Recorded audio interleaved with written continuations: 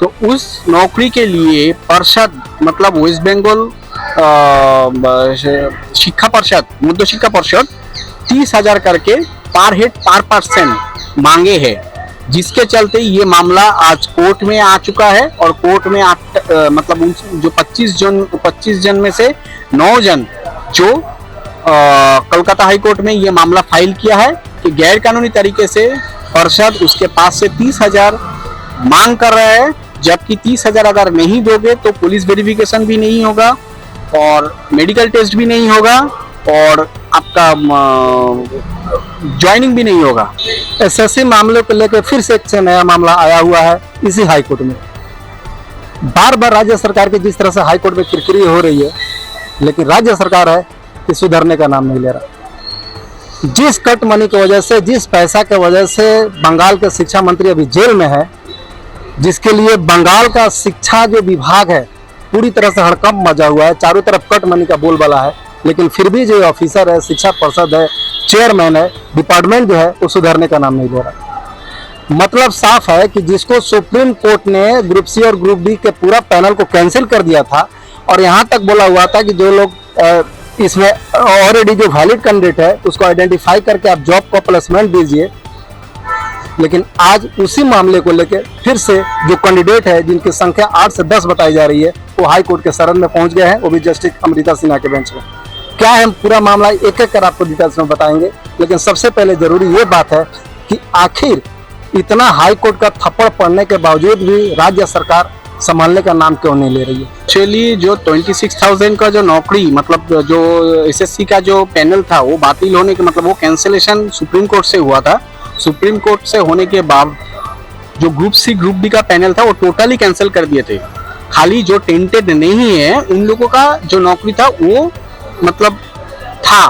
वो कंटिन्यूएशन कर पाएंगे, बाकी का जो टेंटेड कैंडिडेट है वो लोग कंटिन्यूएशन नहीं कर पाएंगे as per supreme court verdict. मगर जो group C group D panel में जो कैंसिल हुए थे उससे पहले का जो लोग नौकरी कर रहे थे या नौकरी कर रही थी उन लोगों में से जो घर में जो एक्सपायर हो चुका था उन लोगों का घर का जो परिवार में जो कोई जो मेंबर अनदर मेंबर होता है, समझिए कोई अगर हस्बैंड कोई गुजर गया तो हस्बैंड की जगह पे उसका वाइफ आ जाता है, मतलब हकदार के हिसाब से नौकरी में। तो इस तरीके से टोटल 25% जो ग्रुप सी ग्रुप डी में रहते नौकरी कर रहे थे तो उसका नौकरी उन लोगों को तो ट्रांसफर मिलेंगे क्योंकि सरकारी नौकरी है। तो उस नौकरी के लिए परिषद मतलब वेस्ट बंगाल शिक्षा परिषद मध्य शिक्षा परिषद 30,000 करके पर हेड पर पर्सन मांगे हैं, जिसके चलते ये मामला आज कोर्ट में आ चुका है। और कोर्ट में मतलब जो 25 जन में से 9 जन जो कोलकाता हाई कोर्ट में ये मामला फाइल किया है कि गैर कानूनी तरीके से परिषद उसके पास से 30,000 मांग कर रहा है, जबकि 30,000 अगर नहीं दोगे तो पुलिस वेरिफिकेशन भी नहीं होगा और मेडिकल टेस्ट भी नहीं होगा और आपका ज्वाइनिंग भी नहीं होगा। जबकि इन लोगों का अपॉइंटमेंट लेटर ऑलरेडी इशू कर चुके हैं वेस्ट बंगाल मध्य शिक्षा परिषद। और ये जो लिस्ट आप देख रहे हैं ये लिस्ट में भी इन सभी का नाम है, लिस्ट में नाम है इन लोगों का और अपॉइंटमेंट लेटर दे दिया गया है। उसके बावजूद भी ये लोग 30,000 मांग रहे हैं ज्वाइनिंग देने के लिए और पुलिस वेरिफिकेशन और हेल्थ का जो हेल्थ का जो होता है medical verification, medical test, examination ये करने के लिए। तो ये जो है ये मैं पहले दिन से बोल रहा हूँ, एसएससी में जो सबसे बेनिफिशियरी अगर कोई होता है तो सबसे बड़ा बेनिफिशियरी की नाम है ममता बनर्जी जो चीफ मिनिस्टर है हमारे, मतलब जो दुर्भाग्य है कि वो चीफ मिनिस्टर है। ये पूरा जो है ये उसके इशारे पे चलता हुआ दुर्नीति है, करप्शन है, वो खुद उसके उंगली में नचाया हुआ ये करप्शन है जिसका मास्टरमाइंड वो है। क्या सरकार के डीएनए में ये बात फिक्स हो गया है कि बिना पैसा लिए हम कोई काम नहीं करेंगे? हाई कोर्ट यहाँ पर बैठ के हमारा पीठ थरथराते रहे, हमारा गंदगी के ऊपर बार बार टिप्पणी करते रहे, हमारे कट मनी को लेकर पूरा दुनिया में बंगाल की जो राजनीति है और बंगाल का जो शासनकाल चल रहा है, बंगाल के जो मुखिया है उनके ऊपर लगातार टिप्पणी होते रहे, लेकिन फिर भी राज्य सरकार सुधरने का नाम नहीं लेती। सबसे बड़ा सवाल उठता है कि क्या जो बंगाल की जो मुखिया है ममता बनर्जी उनको इस बात का एहसास नहीं है कि कट मनी की वजह से उनकी कितनी बदनामी हो रही है? आखिर उनको बदनाम करने वाले लोग कौन है? क्या एसएससी के चेयरमैन इस बात का जिम्मेदारी है कि हाँ, क्या ममता बनर्जी इस बात का जिम्मेदारी लेगी कि हाँ मेरे कहने के हिसाब से ये लोग कट मनी का फिर से डिमांड कर रहे हैं? ये बहुत बड़ा सवाल है। आज इस कोर्ट में आने का मकसद एक ही था कि जिन लोगों को सुप्रीम कोर्ट ने ग्रुप सी और ग्रुप डी को पैनल को कैंसिल कर दिया था, जिन लोगों को अपॉइंटमेंट देने की बात आ रही थी 31 दिसंबर के पहले जिन लोगों को नौकरी देना पड़ेगा, अभी भी उन लोगों को लेकर राज्य सरकार ने एक पैनल लिस्ट रेडी किया था। उस पैनल में कुछ लगभग 40 की संख्या में नाम बताई जा रही है। ये लिस्ट आपके सामने है दर्शक, देखिए आज यही मामला पहुंचा हुआ है हाई कोर्ट, वो भी जस्टिस अमृता सिन्हा के बेंच में। क्या है पूरा मामला, ये भी हम आपको एक एक करके बता रहे हैं। आज फिर से ये साबित हो गया कि सुप्रीम कोर्ट में वो जजमेंट होने के बाद भी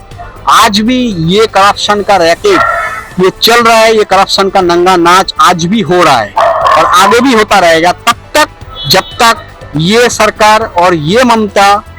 14 से मतलब 14 फ्लोर से 14 तला से जो नीचे नहीं आएगा, तब तक ये दुर्नीति का नंगा नाच, ये करप्शन का नंगा नाच वेस्ट बंगाल में हर डिपार्टमेंट में। ये तो खाली एक एडुकेशन स्कैम। आप आरजीकर पिछले दफे आप आरजीकर का जो देखे हो, आरजीकर में कितना बड़ा हेल्थ का सबसे बड़ा जो नेक्सा, सबसे बड़ा जो करप्शन, कैसा घोटाला सामने आया है। ये एडुकेशन को लेके घोटाला है और भी घोटाला है। ये जो नेक्सस अभी तक खत्म नहीं हुआ कोर्ट के सामने आने के बाद भी, ये सिर्फ 9 जन जो 9 मतलब पर्सन है जो कि हकदार है, जो कि सामने आए हैं हिम्मत दिखा के कोलकाता हाई कोर्ट में सामने आए हैं, जिसके बलबूते पे जिसके चलते हम लोग उनको दिलासा दिलाया और भरोसा दिलाया कि आप लोग कोर्ट में आइए, तब जाके कोर्ट में आया ये फाइल किया है। जो गैर कानूनी तरीके से 30,000 मांग रहा है, 30,000 का इन लोगों का सरकारी तरीके से अगर देखा जाए या सीधा कानूनी तरीके से अगर देखा जाए, ये लोगों के पास से सरकार 1 रुपया मांग नहीं सकते है। ये जो है कोलकाता कोई भी स्टेट गवर्नमेंट का ये रूल्स है, अगर कोई ऑन ड्यूटी के हिसाब ऑन ड्यूटी चलते मतलब उसका ड्यूटी चालू रहते हैं, तो अगर कोई एक्सपायर कर जाते हैं तो उसके एक्सपायर करने के बाद उसके जो हकदार होता है, या तो उसका अगर मैरिड होता है तो उसके बीवी हकदार होता है, अगर वो मतलब अनमैरिड होता है तो उसका फैमिली मेंबर या उसकी मम्मी, अगर कोई की घर पे मम्मी मर जाता है, मम्मी एक्सपायर कर जाता है तो उसके हकदार उसका बड़ा बेटा या बड़ा बेटी, या तो उसके 2-3 अगर लड़का लड़की होते हैं तो उसमें से अंडरस्टैंडिंग में बोल देते हैं कि मैं एनओसी दे देता हूँ, मुझे कोई ऐतराज नहीं है। दूसरा एक जन को चुनते हैं फैमिली में से जो कि वो नौकरी का मतलब लेने की या नौकरी पाने के हकदार होते हैं। ये जो 8 से 9 कैंडिडेट जो सामने है, जिन लोगों का लिस्ट बताया जा रहा है, इन्होंने हिम्मत करके राज्य सरकार के खिलाफ यानी कि कट मनी के खिलाफ फिर से ममता सरकार के ऊपर धावा बोला हुआ है। इन लोगों का सीधा आरोप है शिक्षा परिषद के ऊपर कि शिक्षा परिषद का जो चेयरमैन है, शिक्षा परिषद का जो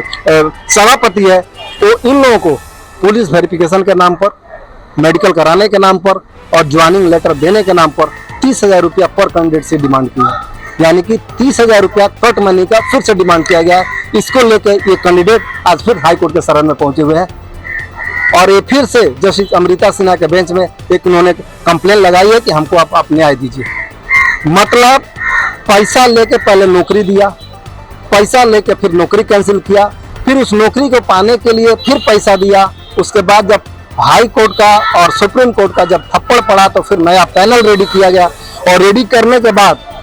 अपॉइंटमेंट लेटर तो दे दिया गया इन कैंडिडेटों को, जिसका लिस्ट आपके सामने है। 40 के संख्या में लगभग बताए जा रहे हैं, लेकिन उन 40 में से उन 40 को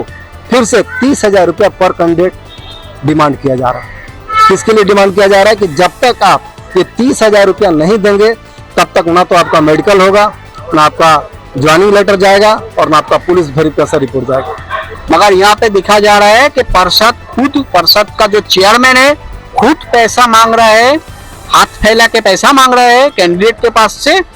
जबकि ये कैंडिडेट के पास से पैसा लेके फाइल आगे फॉरवर्ड करेंगे जो कि गैर कानूनी है। अच्छा, हम आपसे जानना चाहते हैं कि मान लीजिए अगर पैसा नहीं देता है 30,000 रुपया, फिर से वही कट मनी वाला स्लोगन आपके सामने आ रहा है कि यदि ये 30,000 रुपया नहीं देता है तो क्या शिक्षा परिषद उन लोगों को ज्वाइनिंग लेटर, मेडिकल लेटर या पुलिस वेरिफिकेशन का रिपोर्ट जो होता है वो नहीं देगा? ऐसा ही वो लोगों ने बोला है, परिषद की तरफ से ऐसा ही बोला गया है। अगर 30,000 रुपया तुम नहीं दोगे तो तुमको फाइल एसएससी में फॉरवर्ड नहीं होगा, तुमका ज्वाइनिंग नहीं मिलेगा, मेडिकल टेस्ट और पुलिस वेरिफिकेशन हम नहीं करा पाएंगे।